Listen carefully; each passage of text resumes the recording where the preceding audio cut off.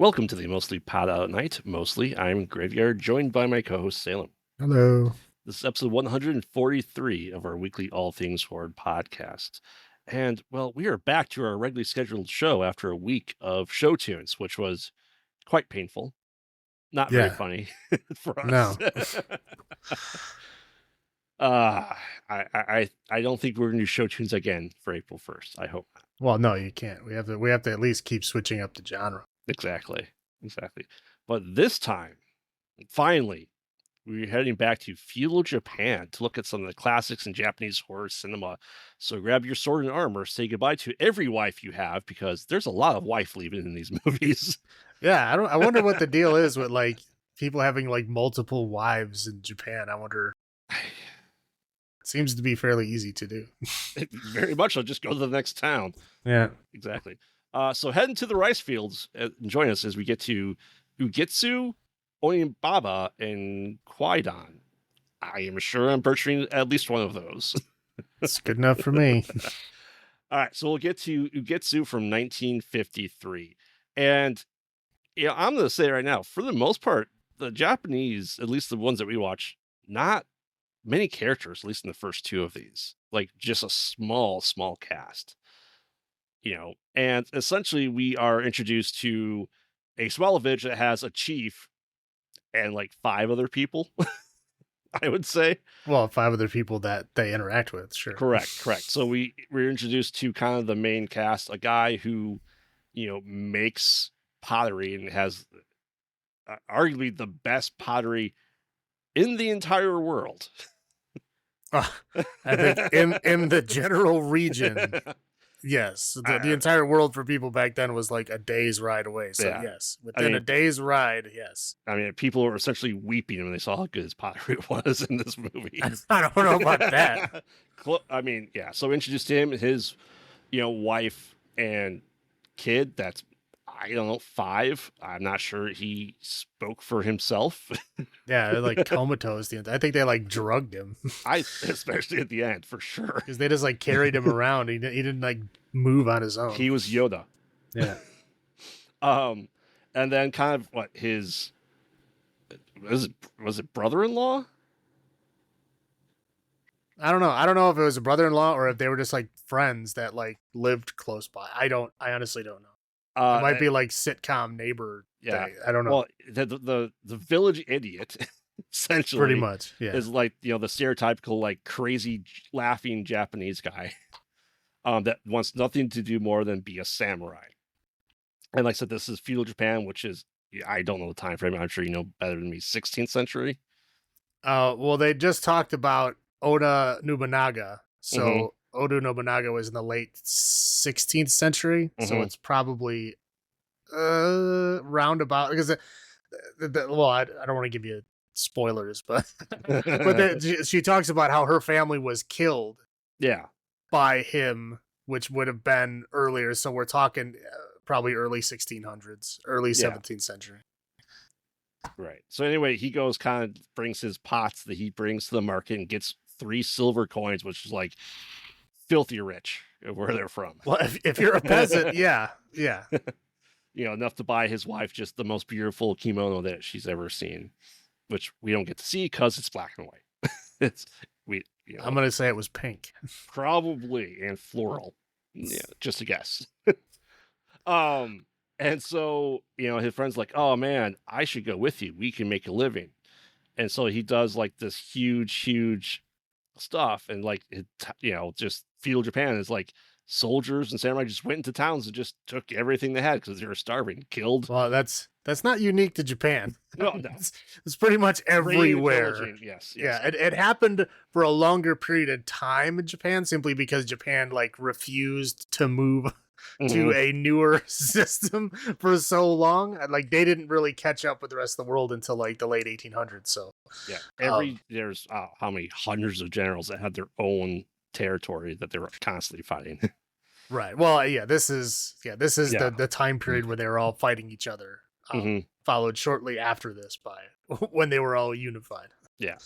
So anyway, he takes his dopey friend and and it's like, hey, I'm gonna go do this stuff, and he brings all his wares that saved after like the raid and pillaging that the fire made him perfect. He goes to the local city and selling his wares, and this is where they decide, you know what? Screw our wives. We made enough money.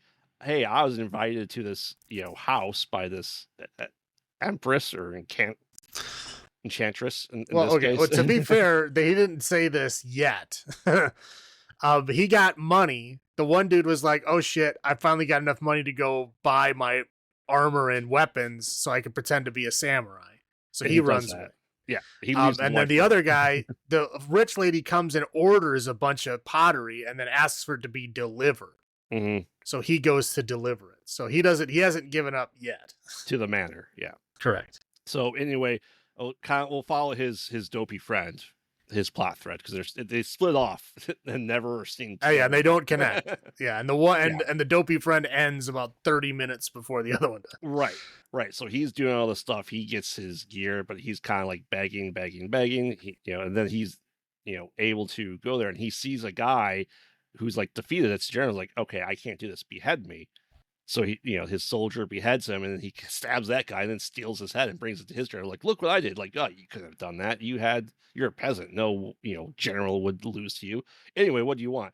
I want armor and gear and horses and my own squires and stuff like that. They're like, done.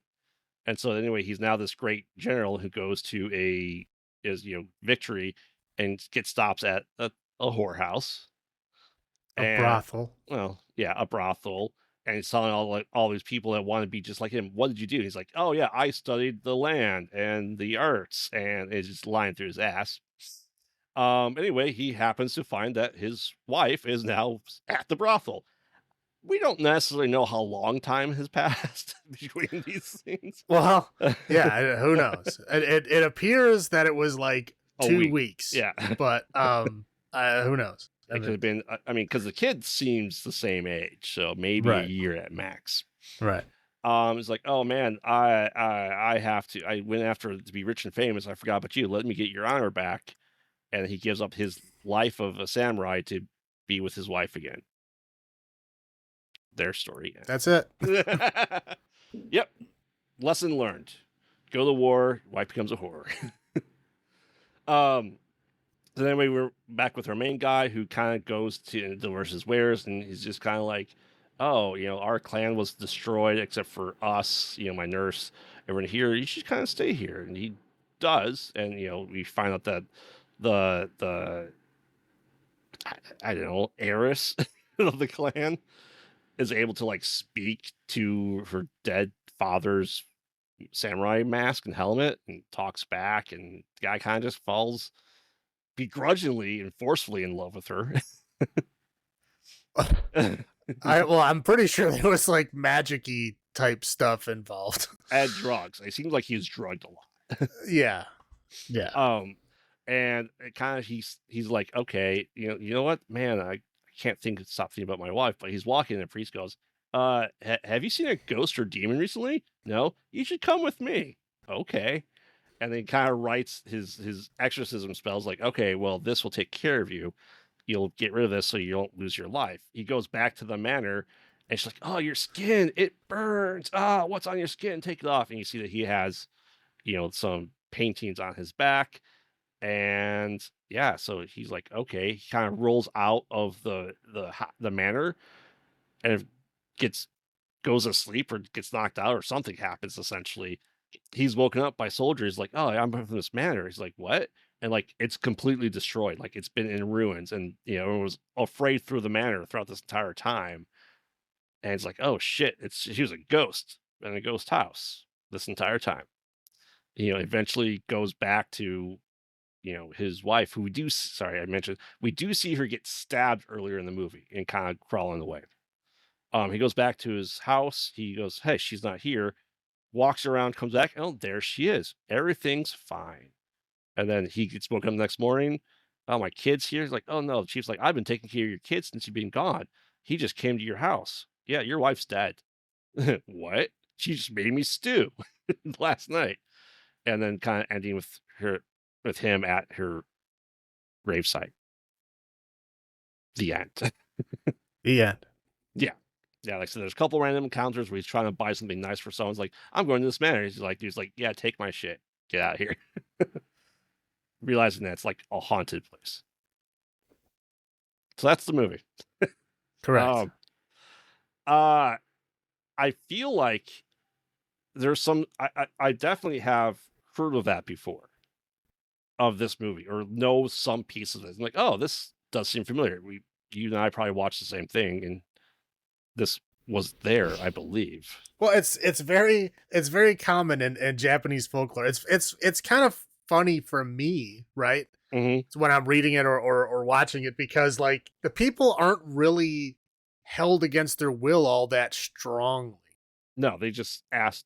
Right. Yeah, And it's like the demons and stuff that you encounter in Japanese folklore aren't like if there's a, you know, like an American or European story that has a demon in it, somebody's fucking dying. it's evil. Right. It's There's murder, yeah. there's blood, there's like bodies everywhere. And like there's a demon in Japanese folklore. It might be like, you know, somebody that's like trying to coerce you to go to their house. Yep. Like that's it. And then when you go to the house, you're like, I don't want to be here anymore. And then you leave, and then they're gone. Mm-hmm. That's it. Yeah, it's just very odd to me.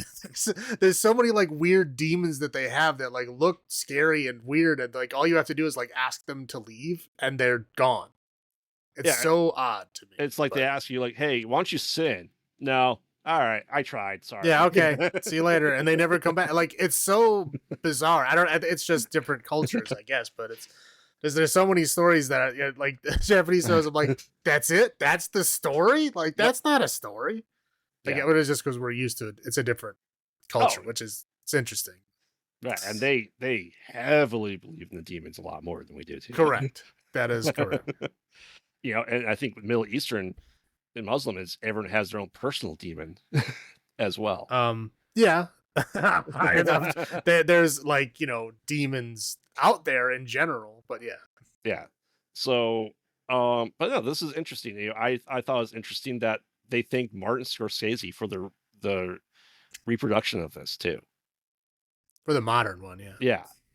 You know, part of their Criterion collection, I believe, and he's part of right. Well, that's like almost every Japanese film I've ever watched from like these early time periods are almost all of them in the Criterion collection. Like almost all of them. Like barely any I've watched that don't have that moniker on them.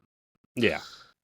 That's basically how they got here. I mean, it's before that it was hard to find. I mean, some of the major ones like Kurosawa, you could probably find his big films, but like most of the other ones didn't really make it here until they started actively putting them in that collection. Right, and I found it interesting too. Is like, you know, you could say that, oh, why are so many taking place in feudal Japan? Well, why are so many American movies in the same time for the Wild West? It's the same thing. Right. It's like the most exciting time of your history, so you might as well do it, right? It's like, what are they going to do? It's 1953. Hey, you want to make a modern movie or a recent history movie? Let's not. Let's go into the field down the street. Let's do something else.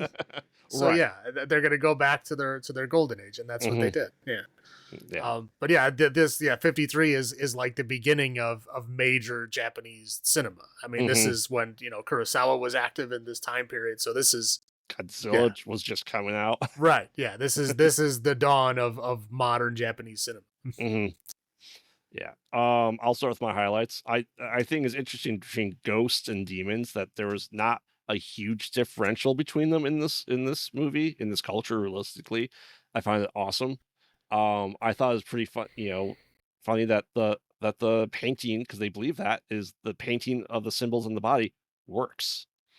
You know, like we have to have like this whole show, like, oh, we have to burn sage. Oh, you have to do this. You have to do this. You have to do this. There's like, hey, go visit the holy guy. He'll paint some things on you, and you're good. Right. Well, this is sorry. I'm hijacking yours a little bit. I'll just add one of my highest tiers is, it's also interesting that Buddhism is the thing that's warding off demons. Right. At any American or European film, it's going to be Jesus, right? It's going to be crosses in the Bible and holy water and all that shit. And this is not. There's no Christianity at all. I mean, there is in Japan at this time period, but very, very few actual Japanese people follow it. Right. Yeah. I mean, essentially, you are able to defeat the ghost and demon by yourself. Well, but Buddhism, they have their priests, they have that kind of stuff, so they can do their exorcisms. They still believe in the demons and that shit. It's just interesting that it's not Christianity at all. Oh yeah, which is we are debated before. Maybe Exorcist should be not Christian based next time. Right. It'd be a really different movie. I would say kind of like one of the last shots is very what I have seen multiple times is very iconic of him entering the house with no one there, going around it, and then coming back, and then everyone being there again. Right. You know what I mean? Yeah, it's rare for like for like a house, and I think our movies that to be as dilapidated as these houses are in these films, that they wouldn't notice a giant hole in the floor when they're just that illusioned into it. And arguably kind of a bad ending. Yeah, I mean, yeah, at least that like his village is still there and his kid's still alive, but yeah, his wife is dead. That's not sure. pleasant. His kid's alive. He's just a sack on his ghost wife for right. most of the movie. And then go back to his ghost wife. Exactly. That's what I have. What are your highlights?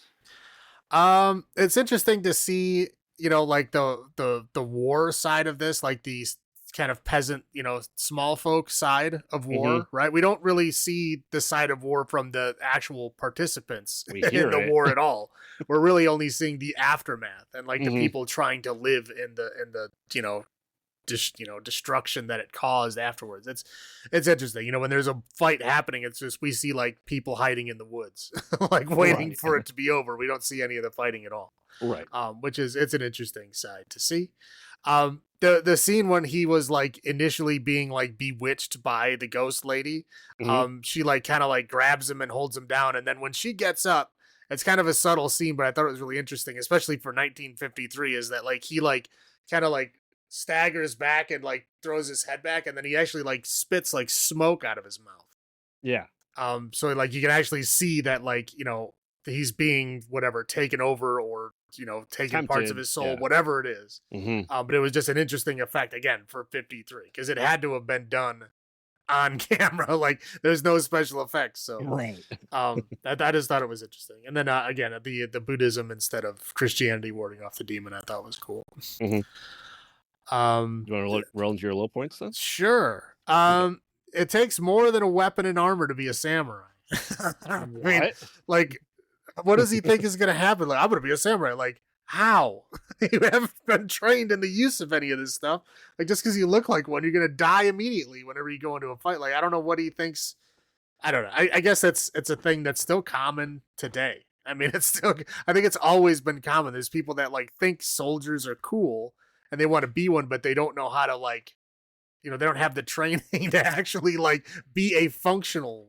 It's bizarre to me. Well, in us, we just have a minute and a half of montage of learning how to fire a gun. Right. Yeah. But you know what I'm saying? It's just like, it's odd that whatever. I don't get the whole eyebrows on the forehead thing. No idea. We don't see it in just this movie either. No, it's a common thing in that era.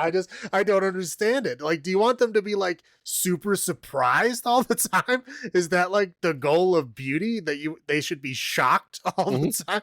Like, I just don't understand it. It's so bizarre looking. They like shave off their eyebrows and then like draw on eyebrows like halfway up their forehead. Yes, it's very weird looking, and it was very distracting. It was only the one rich lady that did it, but it's a second pair of eyes. Yeah, it's just it's weird.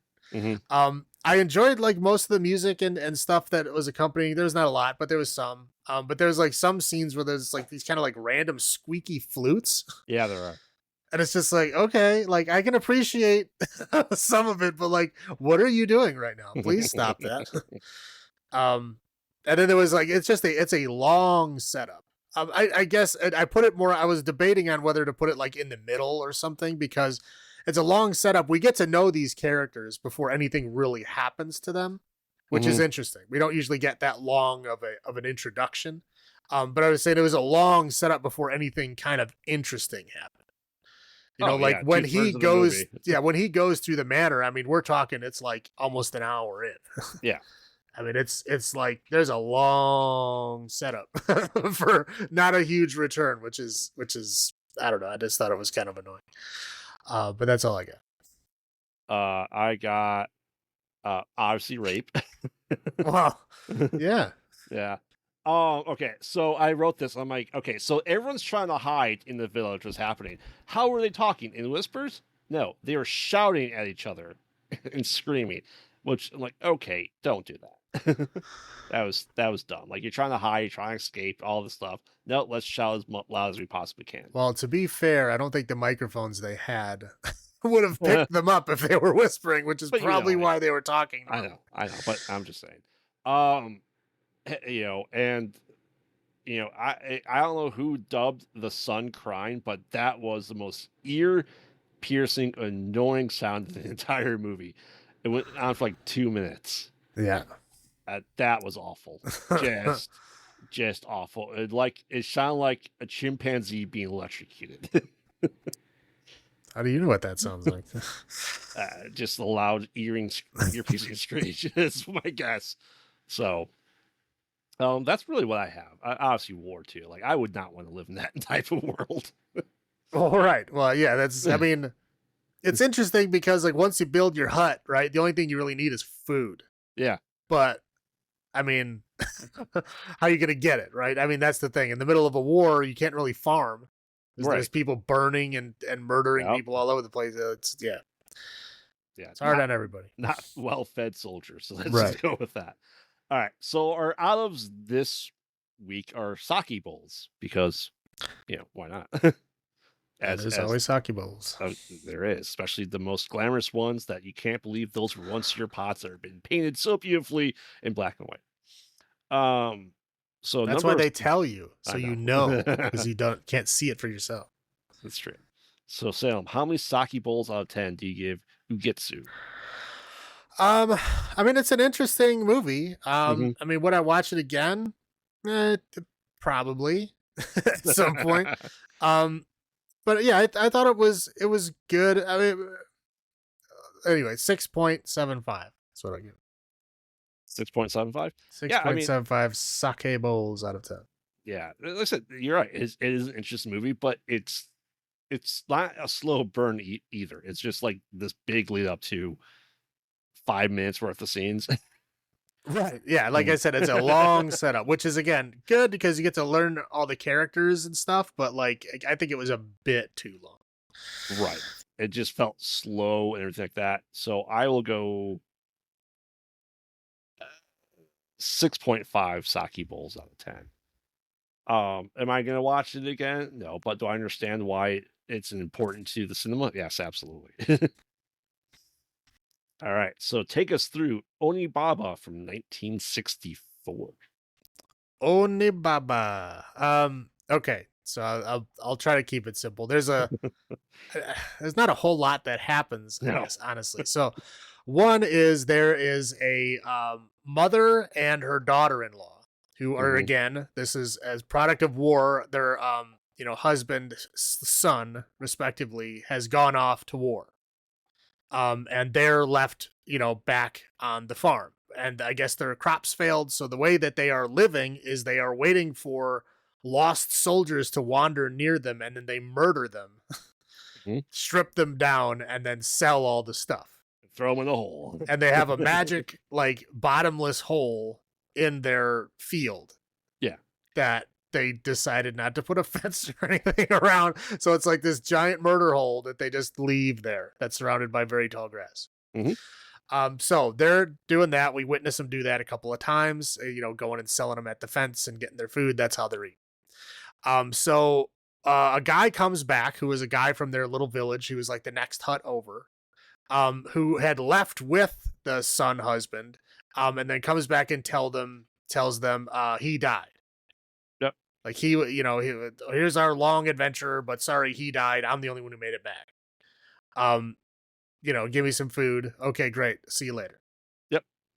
And then like the next day he stops by, gives him a fish, realizes that like, oh yeah, like the daughter here is, kind of hot.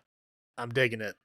So he keeps trying to hit on her. And the old lady, the mom, is trying to stop this from happening. right?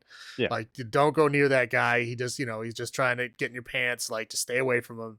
And of course, her being young and not being a lot of other people around, I'd say she, 0 other people. right, she kind of falls for him. So she, starts leaving at night. As soon as the mom falls asleep, she starts running over and visiting this guy so they can bone at night. Mm-hmm. And then she runs back and jumps back into bed before the mom can catch them.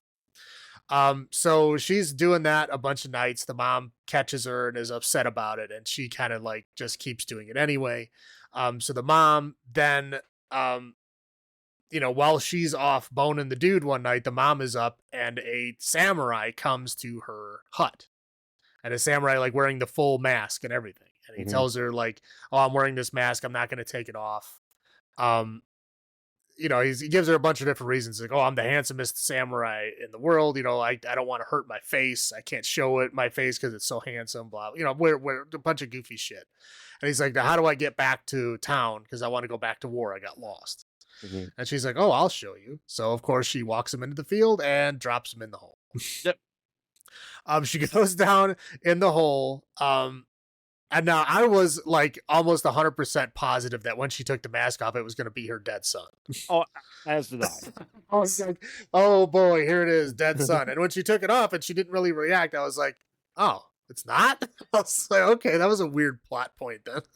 That went nowhere, yeah. Yeah, I was like, okay. So she like sells all his stuff, because he was like a samurai. I guess she got more, but we don't even see that part. So she sells all the stuff off, and then she kind of, lets the daughter, go off and run to the hut. And then she finds a demon in the reeds that has the same mask that the samurai did. And so she gets scared, screams, and runs back home. Now, this happens a couple of nights, like 2 or 3 times, and she gets scared. And the mom keeps saying, "Oh yeah, I'm going to sell more of this stuff we got. You just stay here and don't go anywhere." And then every time she leaves, of course, she tries to run into the hut, and the same demon comes out. With spectacularly almost the same hair as her mother-in-law.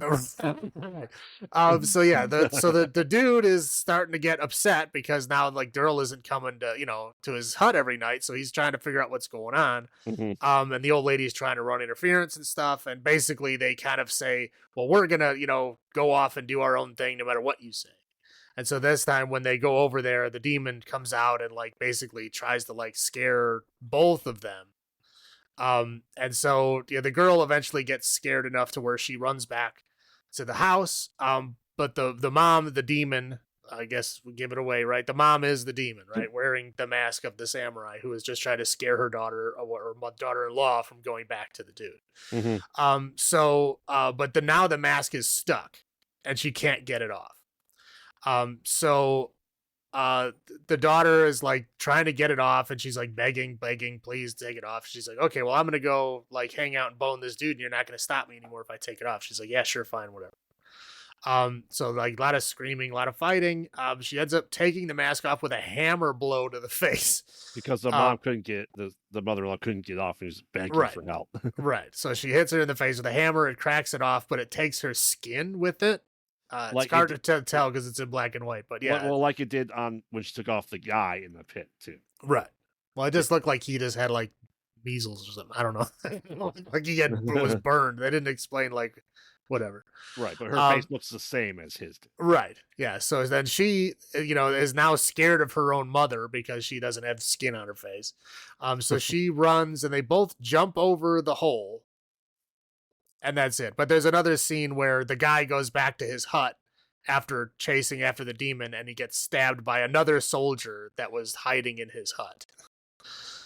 Yeah. We're assuming the mother-in-law made it over the hole. They both like jumped. They both like realized the hole was there and jumped. I don't know what the point of that was. Like I was expecting the mother-in-law to fall into the hole. So was I. Right. Yeah, that's what I was expecting. But no, she like does the same leap and then it ends like as she's leaping. So unless the daughter like, catches her legs and throws her down or something. I don't know. But yeah, it ends at the point before we realize what happens to either of them. But we do know that the dude is now dead because he got stabbed by another hiding soldier that was eating his food in his hut. Yep. End of story. I think it would be an interesting twist if that was the husband, brother, or son. Oh, absolutely. It made way more sense in the bigger. Like, and he stabs him not because he's scared and he got caught, but because the guy was an asshole and probably tried to kill him. Right. But yeah. we don't get any information at all. We get nothing from it. So that's it. Kind of went nowhere. Correct. Yeah. He's just the guy that murdered him, and we didn't get anything. But I was, again, at this point, I guess the twist is that it wasn't what I expected it to be.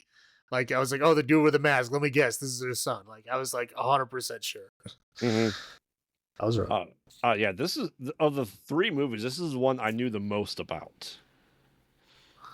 This, especially the mask. The mask is very prevalent in when people talk about Japanese horror movies.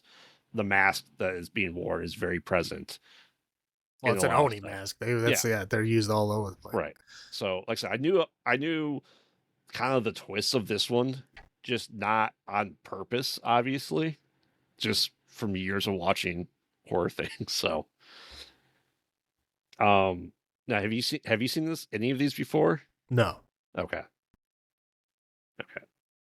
But yeah, like I said, first thoughts. Yeah, I agree. I think if we just had those couple of twists, it'd been better. So, well, I don't know. I don't know about better. It was that's just what I was expecting, and I guess the twist is that it wasn't what it wasn't the twist I expected it to be. So either one of them. So which is interesting-ish. Yeah. It ended on a weird note, but very weird note. Yeah. Do you want to go first for your highlights? Sure. Okay. Again, here we're seeing the the kind of the peasant side of war. Again, like people, they can't farm, they can't do anything, so the only way they can live, this obviously not the only way. Murder is not the only way to live, but it is a way of living. Some people go that far to survive, right? Yeah. Oh yeah. But yeah, it's interesting seeing that side of the war. We don't really see real soldiers fighting at all. That's not what this movie is about. We see the other side of it, which is fun. We see like they murder people in the woods, and then we watch like the entire scene of them like literally stripping off all of their clothes, all of their weapons, all of their stuff, and then the full trip of them going to the fence and then selling it. Yeah. So there is no like misunderstanding what they do. Like this is what they are, and that's interesting. Mm-hmm. I think the full samurai gear that the guy in the mask had was pretty neat. Mm-hmm. I mean, the samurai and the curse of what the mask is all about. We didn't get any information about that at all. No. I thought is an interesting mystery, right? It's like, what the hell was that? Why? Like, what happened? Did he have the curse too, and that's why he couldn't take the mask off? I think so. Or was he just burned or diseased? That with black and white, it's hard to tell if he had the same thing that she did. You know what I mean? Yeah. I don't know. Who knows? I just thought it was an interesting thing. That's all I got. Yeah, I think the introduction of the whole was interesting, as you pointed out. They talk about like the world going bad, essentially. Like, oh well, we were starving because there's a frost in summer, and then just these weird things like a horse gave birth to a cow, and like it's like a weird like end of the world type thing, which I can see at that point in time. Well, yeah, we're talking fucking Middle Ages. Yeah. Like portents, right? Because again, like imagine how misinformed people are now with the access to information that we have. Imagine how misinformed they would be back then without any access to any information at all. Days away from people. Exactly. Like you're hearing rumors that are like telephoned through like 12 other towns before they get back to you. Like, and nobody has any idea what's going on. Yeah, for sure. This is 1964. I was surprised by the sheer number of times boobs were out. Yeah, man. They were just like the mom and the daughter. I was just like, oh, okay. All right. We're doing this. Probably half the time. Yeah. I was just like, oh, we're doing this. And then they're just like laying down, like, okay, time for bed. They're both just like stripping topless. I'm like, okay. I mean, I guess that's probably how they slept in the summer, but like, it's just interesting that they just let them flop out there, you know? You did not have that in 1964 American movies. No, not at all. Not at all. I was just like, oh, all right, we're doing this. And it was just like a lot of it. All right. Yeah. Yeah, I thought that was interesting. Like, wow, I was not expecting that. No, I wasn't either. Like, it's because the old lady's the first one we see. Yeah, And she's just like hanging out with one flopping out. I'm like, what? Like, wait, doing chores like yeah, I was like, that. okay, I guess. Yeah, Why? yeah. Also, bad ending. Yeah. Confusing ending. That too. Like I said, I was just thought maybe the mom, you know, didn't make it over the hole. I don't know. I could have seen that kind of, her penance for trying to pretend to be a demon. Who knows? That's all I have. I'll roll into my low points. The old hag is 40. Oh, well, again, this is in a time period when life expectancy was a lot lower. I know. So that's pretty funny. Uh, gaslighting. There's a lot of gaslighting by the mother-in-law.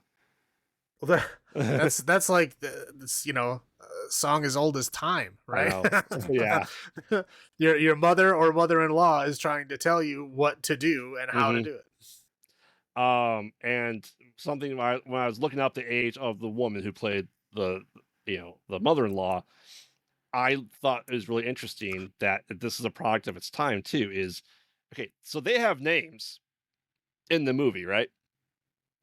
They are labeled as the son that we didn't see at all. That guy's name's mother and that guy's name's wife. They don't have their character names in their credits. And I found that really interesting. Like, they have legit names. And it's just so weird that, for being 1964, that it's still that way. It's like, you're not your character. You're this person, this man's wife or mother. Well, a lot of stories are like that. A lot of stories are like the main character of the story is either already dead, yeah, or gone, and this is like the aftermath of that. Like technically, you could say Game of Thrones is like that. Yeah, because like Rhaegar was technically the main character of that story, even though he was dead before it started. Right, but Daenerys isn't Rhaegar's daughter in credits. Well, I know. I'm just but you know what I mean? 1964, maybe it would be. Yeah, I just thought that was interesting that they didn't have their own. They were just who they were, not who they are. Those are my low points. How about yours? Yeah, the weird, I think, bizarre love triangle that was the mom was trying to like make happen there. Mm-hmm. Was very weird. She was just like, "Oh, you want to bone my daughter? How about you just bone me?" It's like, what? Yeah, and he's like, no way. Like, dude, that guy would have been like, all right. Oh, he would have been taking them both for sure. But that's fine. I mean, eating the poor puppet dog was terrifying. I did not like that at all. I was like, oh look, they found a friend. Oh no. It's bad. Yeah, how about putting a fence around that hole? Or some kind of notification, like fucking a banner or something, like notifying you it's there, like because they're like running full force through the fucking reeds like that, and the reeds are as tall as they are. Yeah. Oh yeah. Like, dude, somebody's gonna die in there. Stay off of the tall grass. Yeah. And then again, like the ending, like why the hell is she running away from her own mom? And why the hell is she trying to put her in a hole? I don't know. Yeah, again, we don't know. That's the whole point. That's it. I'll throw one in. The eating scenes. Oh, you don't like when they're chewing on weird little birds on sticks? Like, we're seeing them eat a meal. Like, legit eat a meal. It's just like shoving as much food in their face as possible. So, all right. So, sake bowls out of 10. I'll go first for this one. I did like this one more than Ugetsu. I think this was more. Yes, it wasn't. It was still kind of a slow build up, but I feel like more stuff happened. There's more excitement throughout the entire movie versus the last 5 minutes. So I will go to. I'm gonna go to 8 sake bowls out of 10 for Onibaba. How about you? I won't go quite that high. I like this one. I probably a little bit more. But right about the same. I'll give it a 7. 7. Okay. So for our last one, which is Kwaidan, there's 4 stories, so we'll kind of treat this as a anthology movie as we do with everything else. We kind of each take a story, right? So I will go first with it. The first one, I don't remember the names off the top of my head. The But first one is the black hair. yeah, yep, you're correct. The black hair. So essentially we meet um man, Well, essentially, it's just the plot of Ugetsu. it is. Yeah, a guy leaves looking for fame and fortune. Well, again, a guy is married. Yeah. He's tired of being married to a poor lady, so he leaves and then marries a rich lady, Mm-hmm. and then starts missing his old wife. So he leaves the rich lady, goes back to his young wife, and then meets up with her, has a nice evening of food and getting catching up and that whatever. And he wakes up in the morning and he's in a ruined house and his wife is dead With lots and lots of black hair. with lots of black hair, and he goes to like touch the hair and it comes alive and chases him around the house. Yeah, and that's it. that's very true. Story. Yeah. There's not much to it. Yeah, like I said, he gets married. He's like, "Why'd you get married again?" Blah blah blah. But yep, that's very true. So the next one is the Woman of the Snow. Yeah, and this one is kind of a common folk tale, right? So it's a woodcutter and his, a woodcutter apprentice. He's young. And the old woodcutter that's his master. They go woodcutting in the forest. They get stuck in a blizzard on the way back. They're like freezing to death, and they try to hide in this little hut. This woman, kind of, dressed all in white with like a frosty looking visage, right? Comes out and blows ice at the old man, and he dies. Right. And she goes over to the young guy to go blow ice at him, and she's like, "Oh wait, you're kind of hot." Okay, here's the deal. I'll let you live. You just can't tell anybody you ever saw me. See you later. Bye. And so he goes home, and he, obviously, is messed up, so he has to take time to heal. And so after he heals, he goes back to being a woodcutter. And then he meets a lady on his way back. That's I guess spoilers here, is very obviously the lady from that we just saw the scene before in slightly different clothes and makeup.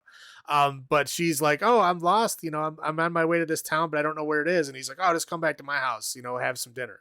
And so then they get married and have 3 children.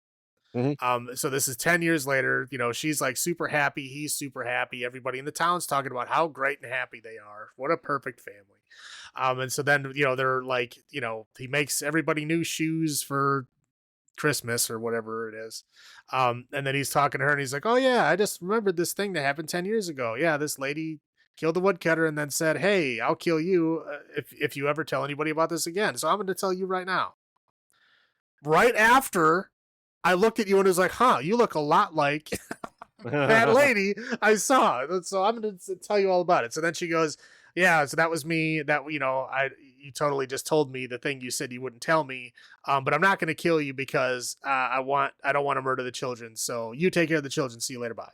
Yep. That's the story. Yep. Yeah. So then Hochi the Earless, essentially we start off with like, it's a reenactment of a battle and people jumping into the ocean. And we realize it's by being told and through the Biwa by Hachi, who's blind. So blind that he can't open his eyes. And well, it's an old movie. I know. They can't put like, white contacts in yet. Right. So anyway, so he's new to this area, and all of a sudden, like, someone comes to visit him. He's like, "I'm new. I don't know who's here." It's like, "Hey, you should come back, and I want you to play for my master," right? So he does that, and everything kind of is fine. And then he kind of knows, like, "Oh, his wife, where'd he go? Oh, he's back. Cool." And then he kind of goes like, "Hey, you should not do this again." And it's like, okay, but then we kind of realize like the samurai that's visiting is like a ghost for the most part. He's like, "Hey, you should do this," but he's like, "No, I can't do this anymore." And so, he's like, "Hey, I need help with this anymore." So he goes to a priest who then, paint the prayer over his entire body, except for one area, his ears. So it's going to make him invisible to the ghost samurai. So he's like, "Just don't move. Don't go with him. He won't come back if you don't go with him." The ghost samurai shows up. He's like, "I don't see him." Like, "Huh, there's his ears floating precariously 2 feet off the ground. You know what? These are good enough to take to my master. He's like, huh, these aren't coming off. Or just kind of starts tugging at his ears and eventually rips them off. Right. Even though he's wearing a sword. Uh-huh. Yep. Like, Bare hands dude, ripped maybe off. you Yep. have a tool that would make this easier. Uh-huh. So he rips them off. They're like, oh man, Hochi's dead. There's a lot of blood over here. No, he's just earless now, so we'll call him Hochi the Earless. And then he's like, okay. And he continues to play his biwa for lots of people, and just people are going all over places, and the temple he's at is just getting lavished with gifts. That's it. Yep. And then the last one is the most modern era that we've seen in these movies, in a cup of tea. Yeah, so yeah, it's like, okay, well, you have to frame it with that. There's an old guy who's kind of like a whatever historian, a story historian, and he's writing about how, oh yeah, I write about all these stories and I read all these old stories, and some of them are interesting and some of them aren't finished. Here's one that's not finished, and so the guy lazy. Yeah, and then he goes back. And then we go back in time, and he's showing us the unfinished story, which is a samurai, sees a face in a cup of tea, and like keeps like splashing it out, getting different cups, and he keeps seeing the same face, and then he's like, "Oh, that sucks." And so like that night he's on watch duty. He goes, he knocks over a cup of tea before he even looks at it. And then the guy whose face was in the tea shows up. And he's like, "Oh, hey, I was the guy that's in the tea. You remember me?" He's like, "Nope. You were in my date earlier." Yeah, and he's like, "Well, yeah, you hurt me earlier. I didn't like that." He's like, "Okay." And then he tries to stab him. Yep. And it doesn't look like he succeeds because the guy just disappears. So he runs around the intruder. Everybody gets up and goes around like, "Yeah, we didn't find any intruder." And he's like, "Oh, you said his name was this." Like, "Yeah, nobody's ever heard that name. So you're crazy. Like, just go home and go to sleep." So he goes home. He goes to sleep. And then he's woken up, saying, "Hey, there's some guys here to see you." So he goes out there and there's like 3 guys and they're like, "Oh yeah, we're servants of the guy that you stabbed earlier." Like, "Yeah, you stabbed him. He doesn't feel good. He's going to come back and kill you on such and such a date." And he's like, "Oh, that sucks." And then he tries to kill them. And there's like a long, weird fight scene where he's stabbing air and then he somehow kills them. And then they come back to life and surround him. And then that's it. Yep. That's where the unfinished story ends. And so then it's like we go back to the framing story where it's like, "Oh yeah, I'm his publisher. Let's go check on this guy. Oh, where's the guy? He's not here. I don't know." The lady screams and runs away looking at the well. And the guy goes, looks in the well. He screams and runs away too. And then we look in the well and it's just the guy sitting in the water. Yep. Waving at us. Mm-hmm. And that's the end of the story. Yes. Yes. This is a long movie. Yeah, it's over 3 hours long. Yeah. So, you told me about that. I'm like, yeah, I was already watching it. You just make sure for the record. But I'm like, I looked at the time, like 3 hours. Holy shit. But yeah, it's an anthology, so it's 4 short stories or 4 short films. Even though one's really long, the other one's really short. Yeah, the first 2 are 45 minutes. The third one is like over an hour. And then the fourth one is like maybe 25 minutes. Yeah. But I was not expecting an anthology movie at all. So that's good, though. At least it broke it up. What are your first thoughts upon watching this?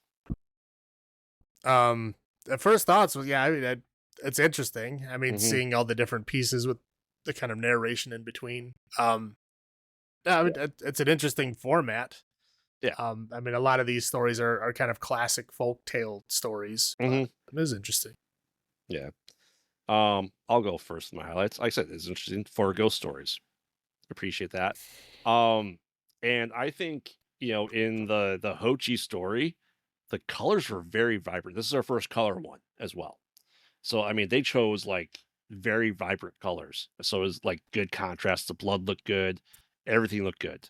Especially when they're jumping into the water and like the colors are kind of spraying out around them as well. And like I said, I think the effects that they had in this, especially with the ghost, stuff like that, was pretty interesting for, 1964. It wasn't just like a skeleton on strings. It was like, people appearing in tea, people that were ghosts and disappearing in the wall. So I think for 1964 cinema, it was pretty good. Yeah, and like I said, they are almost folklorish and like, fables, if you will. And I think In a Cup of Tea felt like a Twilight Zone episode. Yeah, kind of, for sure. You know what I mean? I'm like, oh, huh. Especially with the narration and everything like that, very reminiscent of Twilight Zone. So I appreciate that too, just having that seem that way. So those were my highlights. How about you? Yeah, color was fun. It was like Mhm. like I said, you could tell they were like, "Yay, color!" and they just Yeah. used it in everything. It Mhm. was great.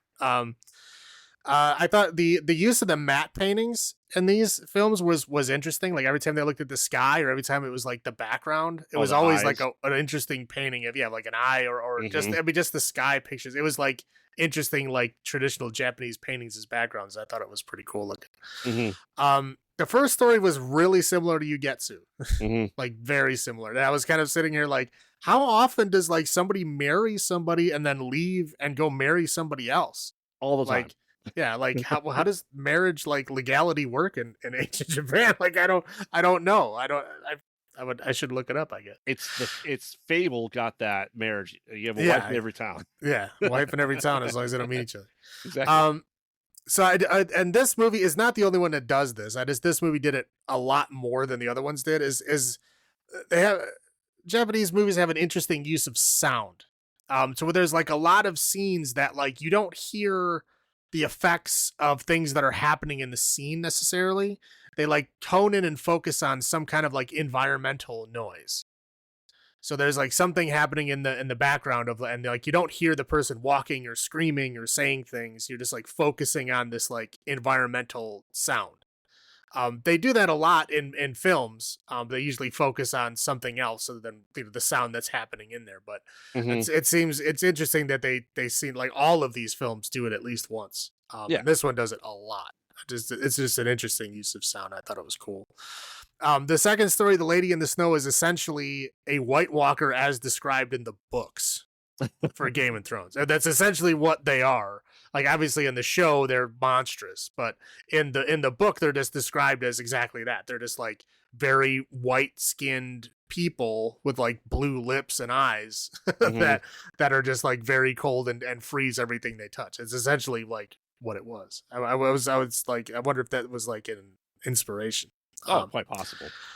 and then and the third story, it's an interesting take on like the traditional storytelling, like the song singing, like kind of like a element of like historical, kind of a reconstruction is like singing songs, like the entire history of that like battle slash time period. Like when he was talking to the emperor was like, oh yeah, it's like 27 parts with like 5 different variations and like 19 different side stories, and it's like, wow, that's a lot of stuff to know. And Hoshi told it the best. So Yeah, but that was like his focus. I'm like, well, I mean, that if that's like how long it takes to tell a story, then yeah, that would have to be your focus, because how you gonna remember to do everything else? right. But it's interesting to see that. Again, the body paint was done more interesting in this one because it was like all over the entire body.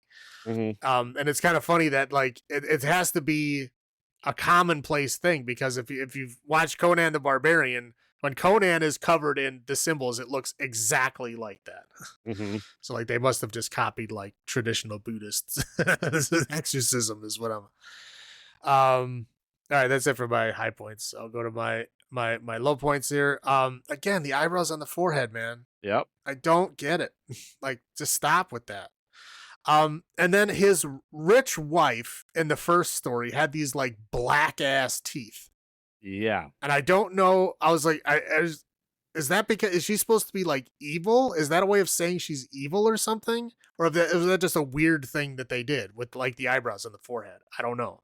I have I no idea. felt like, because at first I thought she had no teeth when they Right. first showed it. No, but they're covered in like black ink, but some of the back ones are not. Mhm. It was very bizarre, and I was wondering what the hell that was. And then in the second story, the Snow Lady, she has black teeth too when she's in her like Snow Lady persona. Right. And I was like, does that mean that they're like evil or bad, like some kind of like, thing, because I don't know, like, different cultures have different things to like say, hey, this guy's secretly evil, and that because of this. I was like, is black teeth bad? Is that a thing? I don't know. That was interesting. Um, and every time they said somebody was young in this film, they're like pushing 40. Like every single oh, he's young. Like that dude is not young. Like his hair is dyed black because it's probably gray. That is not a young man. Right. They said, yeah, the first one, he's like, oh, he's young. Like, no, he's not young at all. No. But yeah, every time they said young, they were definitely not young. It was interesting. Fourth story, there's this hilarious fucking scene where he's fighting the three guys in the courtyard where he is literally doing his own slow motion. Mm-hmm. He's trying to move like he's in slow motion, but he's obviously moving in real time. It is fucking hilarious to watch. I thought it was great. And then again, why would you put an unfinished story in there? That's just weird. I mean, I know that they tried to have like, the twist kind of Twilight Zone ending on there, but like, why? Mm-hmm. Why would you bother saying it's unfinished? I don't know. It just bothered me. That's all I got. Yeah. Yeah, definitely long as hell. What? For sure. Yeah, way too long. I'm saying there could have been Kwaidan 1 and 2. Okay, there was a point that said intermission. That's when you go and take a break. So it's like a movie and then a break and then a movie. Yeah. That's why true. Intermission is there. That's what you're supposed to do. You didn't do that, did you? No, I did not. See? That's why. Blind equals closed eyes. Yeah. I wasn't going to say they're blind. Like, again, if you don't have like CGI or like eye contacts, like if your eyes are open, you're going to look like you can see because your eyes are going to move normally. Hochi, open your eyes, you can see. Yeah, Charlie Cox's ability to pretend like you're blind was not around in 1964. Exactly. I said, I said like leaving the wife for Stas, like that's clearly very common in feudal Japan. Right. It's so weird. Like you just leave one wife like, I don't like this wife. I'll see you later, wife. I'm gonna go get another wife. Like, yep. Is that legal? Like, is that? And then and every time you come back, she's like, "Oh, I missed you. I tried everything I could to be a better wife." Like, wow. Yeah, like what the fuck, dude? Now, okay, the priest with Hochi. We wrote on every part of his body. You wrote on his penis, but forgot his ears. Maybe they gave him like special underwear that had writing on it. Maybe, but the ears were quite obviously not painted. Like if you're looking at them. I'm like, oh man. And then like we said before, the guy just trying to rip the ears off this floating body that's moving around. It's like, take out your sword, cut his ears. Right. Like I can see like, oh, you think they're floating ears, just try to grab them. The first grab, I understand. Right. When it won't come with you and you have to like keep tugging harder, like you have a tool in your belt that would be very good for this. Why don't you use your tool? Mm-hmm. Yeah, I agree. And then in a cup of tea, man, the editing between of the guy who's supposed to be disappearing and not, like he's like, oh, he's running forward, and then like they restage the stab forward. Right. Like not cut very well in the slightest. Well, probably didn't have the best editing rooms back then. I know. Like I said, and then the first one I thought was like, so I don't understand what happened to the guy in the first story. Like he like aged rapidly while he stayed in his decrepit house. Well, I think that was like the curse. Like the wife died, like trying to like be his perfect wife, and then was able to like give that to him as a ghost when he came back. But then like because he accepted it, he like also accepted the curse, I guess, and that the black hair was like eating his life energy because like she felt like she was left behind. I don't know. Who knows? It was not fully explained. Maybe it's just part of a culture and a belief that we don't know. It's a curse. You were an asshole to a lady who really liked you, so you deserve to get punished. Oh, that's fair. That's fair. So, I guess the moral is never return to your first wife if you find a second. Well, yeah. Don't marry a lady, marry another richer lady, and then go back to the other lady again. Like, that's not good. No. Maybe she didn't like his goofy hat. His hat was goofy. All right. So then how many sake bowls out of 10 do you give Kwaidan from 1964. This one's hard because there's a lot of different stories, right? Would I watch it again? Probably not, because it's too long. Yeah. And it's a big time commitment. But I didn't dislike it. I mean, it was interesting. But I'll give it a 6. 6 sake bowls out of 10. Yeah. I said the first one was okay. Like I said, Hochi was interesting at least. Fourth one was pretty good too. I didn't really care for, the woman in the snow story. And I said we just watched Ugetsu, so we watched the longer version of the first one. So yeah, I mean, I agree. It's not as good.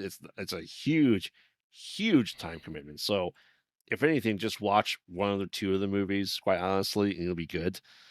I mean, there's no interconnectivity that you don't have to watch all 4 of them to get like some bigger picture of everything. Well, here's what you should do. You should maybe watch 2, then take a break at the intermission, and then watch the other 2. Maybe that's what you should do. Yeah, that's fair. If only someone puts intermission signs there. That all being said, yeah, I agree. I agree. This is definitely a 6 sake bowls out of 10. Yeah, anything else before we wrap this up? Nope. All right, so the 80s are calling us from their car phones. What? But we stay in Japan next week and see what fever dreams they come up with, even with a film inspiring one of the best horror video game franchises of all time, Resident Evil. And join us next week so we stick with Sweet Home, House, and Evil Dead Trap. And not what I thought when I saw this as a kid. This was not a sequel to Evil Dead. So no, it appears to be. Oh, it's the same font and everything. Right. So it's just interesting because I said I think we all know at least about 2 of these movies. I think I've seen all 3, honestly. How about you? I haven't seen any of them. Oh, but you know the cover of the House one, right? Yeah, no, I know of them all. I've never watched them. Yeah. So no. I understand Sweet Home and the inspiration for Resident Evil and all that kind of stuff. House or Houseu, I know it's like goofy, crazy, wacky shit. It fully belongs in the House franchise. Yeah, I know there's it's again. I know the story, the general stories. I've just never watched. So I'm pretty sure I rented Evil Dead Trap or bought Evil Trap in the late 90s thinking it was some unknown thing about Evil Dead, and I was severely wrong. So, all right. So remember, we watch bad movies, so you don't have to. And this has been Graveyard saying, have you checked on the children? This is Salem saying, long live the new flesh. Good night.